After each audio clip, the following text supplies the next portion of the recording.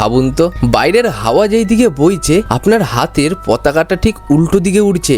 অবিশ্বাস্য লাগছে, তাই না? বিজ্ঞানের সব নিয়ম মেনে তো এটা হওয়ার কথাই না, কিন্তু আমাদের ভারতের উড়িষ্যাতেই এমন একটা জায়গা আছে যেখানে হাজার বছর ধরে ঠিক এই অসম্ভব ব্যাপারটাই ঘটে চলেছে। আমি পুরীর জগন্নাথ মন্দিরের কথা বলছি। কিন্তু কেন এই মন্দিরের চূড়ায় থাকা নীলচক্রের উপরের পতাকাটা সবসময় বাতাসের উল্টো দিকে ওড়ে? এর পেছনে কি শুধুই কোনো ধর্মীয় বিশ্বাস আছে, নাকি লুকিয়ে আছে অন্য কোনো রহস্য যা আজও আধুনিক বিজ্ঞান সমাধান করতে পারেনি? আজ আমরা এই অদ্ভুত আর গা ছমছমে রহস্যের একদম গভীরে যাব, কারণ আসল ব্যাপারটা শুধু পতাকাতেই শেষ নয়।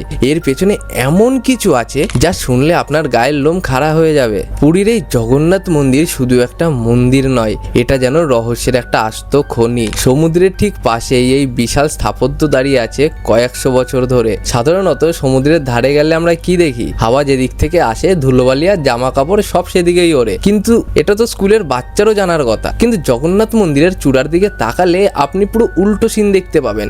মানে হাওয়া বইছে সমুদ্র থেকে স্থলের দিকে, আর পতাকাটা সপাটে উঠছে উল্টো দিকে, অর্থাৎ সমুদ্রের দিকে। ভাবুন তো একবার, এটা কিভাবে সম্ভব? কিন্তু এখানেই গল্পটা পুরো উল্টে যায় যখন আপনি জানবেন যে এটা কেবল পতাকাই নয়, এই মন্দিরের আরো অনেক কিছু আছে যা বিজ্ঞানের সংজ্ঞাকে পুরো আঙুল দেখায়। আপনি কি আন্দাজ করতে পারছেন এরপর কি আসতে চলেছে? এবার একটু মন্দিরের ইতিহাসের দিকে তাকাই। রাজা চোরগঙ্গা দেব যখন এই মন্দির তৈরি করেছিলেন, তখন কি তিনি জানতেন যে এখানে প্রকৃতির নিয়মগুলো অন্যভাবে কাজ করবে? দেখুন, প্রতিটা দিন একজন মানুষ 45 তলা উঁচু মন্দিরের চূড়ায় খালি হাতে ওঠেন, কোনো রকম সেফটি বেল্ট ছাড়াই, শুধু সেই পতাকাটা বদলানোর জন্য।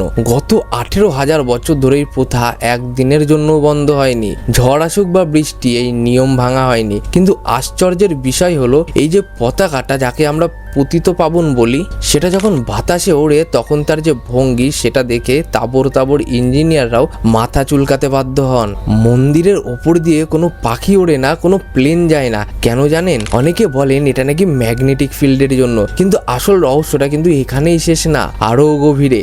মানে এই মন্দিরের কোনো ছায়া কি আপনি মাটিতে পড়তে দেখেছেন? সত্যি বলতে দিনের যে কোনো সময় আপনি বাইরে গিয়ে দাঁড়ান, এই বিশাল মন্দিরের কোনো ছায়া কোনোদিন মাটিতেই পড়ে না। অদ্ভুত লাগছে তো? এরপর যেটা বলবো সেটা শুনলে আরো অদ্ভুত লাগবে। পুরী মানে সাইক্লোন বা ঘূর্ণিঝড়ের আতুর ঘর। কত বড় বড় ঝড় এসছে, ফণি থেকে শুরু করে আমফান। উড়িষ্যার উপকূল লন্ডভন্ড হয়ে গেছে, গাছপালা উপড়ে গেছে, আধুনিক ঘরবাড়ি সব ধসে পড়েছে।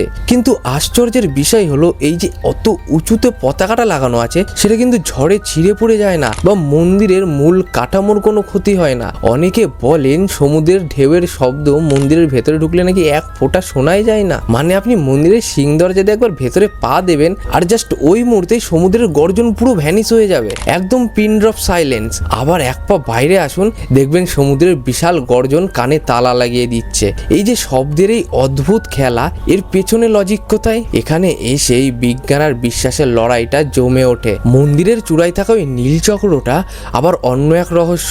ওটা অষ্টধাতু দিয়ে তৈরি, কিন্তু যেদিক থেকেই দেখুন না কেন মনে হবে ওটা আপনার দিকেই মুখ করে আছে। আচ্ছা, আপনি কি কখনো ভেবে দেখেছেন একটা পতাকা উল্টো দিকে ওড়ার পেছনে বায়ুমণ্ডলের কি কোনো বিশেষ প্রেসার কাজ করতে পারে? বিজ্ঞানীরা অনেকে পরীক্ষা করেছেন, কিন্তু কোনো থিওরি আজ পর্যন্ত 100% কাজ করেনি। আসল টুইস্ট কিন্তু অন্য জায়গায়। অনেকে বলেন এটা নাকি শুধুমাত্র একটা অ্যারোডাইনামিক কারসাজি। মন্দিরের গঠনটা এমন ভাবে করা হয়েছে যে বাতাস ওখানে ধাক্কা খেয়ে একটা অদ্ভুত ঘূর্ণি তৈরি করে। কিন্তু যদি তাই হয়, তবে অন্য কোনো মন্দিরে বা উঁচু বিল্ডিং এ এমনটা হয় না কেন? শুধু এখানেই হয় কেন? আর এই যে পতাকা পরিবর্তনের কথাটা বললাম, সেটা যদি একদিনও মিস হয়, তবে মন্দিরের নিয়ম অনুযায়ী নাকি 18 বছরের জন্য মন্দির বন্ধ রাখতে হবে। কি এমন শক্তি আছে ওই পতাকায়? সত্যি বলতে এর কোনো পরিষ্কার উত্তর কারুর কাছেই নেই। কিছু লোক মনে করেন মন্দিরের নিচে এমন কোনো খনিজ পদার্থ আছে বা প্রাচীন টেকনোলজি আছে যা গ্র্যাভিটি বা বাতাসের গতিকে প্রভাবিত করে। আপনি কি বিশ্বাস করেন যে প্রাচীনকালে আমাদের কাছে এমন কোনো প্রযুক্তি ছিল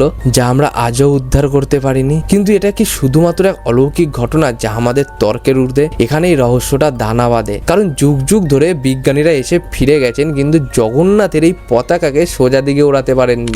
রহস্যটা যখন শেষ অবধি পৌঁছায় তখন মনে হয় হয়তো সবকিছুর উত্তর আমাদের কাছে নেই, আর থাকা উচিতও নয়। সেই পতাকাটা আজও প্রতিদিন নীল আকাশের নিচে পত করে উড়ছে, বিজ্ঞানের নিয়মকে চ্যালেঞ্জ জানাচ্ছে। প্রতি সন্ধ্যায় যখন আকাশ লাল হয়ে আসে আর ওই বিশাল মন্দিরের চূড়ায় আলো কমে আসে, তখন সেই পতাকাটা যেন আমাদের মনে করিয়ে দেয় যে মানুষের বুদ্ধির বাইরেও এক বিশাল জগৎ আছে। কেউ একে ঈশ্বর বলেন, কেউ একে সুপার সায়েন্স বলেন, কিন্তু কারণ যাই হোক না কেন এই পতাকা আজও ভারতের অন্যতম শ্রেষ্ঠ রহস্য হয়ে দাঁড়িয়ে আছে। এর সমাধান কি কোনোদিনও হবে, নাকি এই পতাকা এভাবেই চিরকাল আমাদের অবাক করে যাবে? পুরীর জগন্নাথ মন্দিরের এই রহস্য নিয়ে আপনার কি মনে হয়? এটা কি শুধুই বিজ্ঞানের কোনো অজানা দিক, নাকি এর পেছনে সত্যিই কোনো দৈব শক্তি লুকিয়ে আছে? আপনার মতামত নিচে কমেন্ট বক্সে অবশ্যই জানাবেন। এই ভিডিওটা যদি আপনার অদ্ভুত লেগে থাকে তাহলে সেই সব বন্ধুদের সাথে শেয়ার করুন যারা রহস্য ভালোবাসে। দেখা হচ্ছে পরের ভিডিওতে। এমন আরো রোমাঞ্চকর গল্প শুনতে চ্যানেলটা সাবস্ক্রাইব করে রাখুন। ভালো থাকবেন।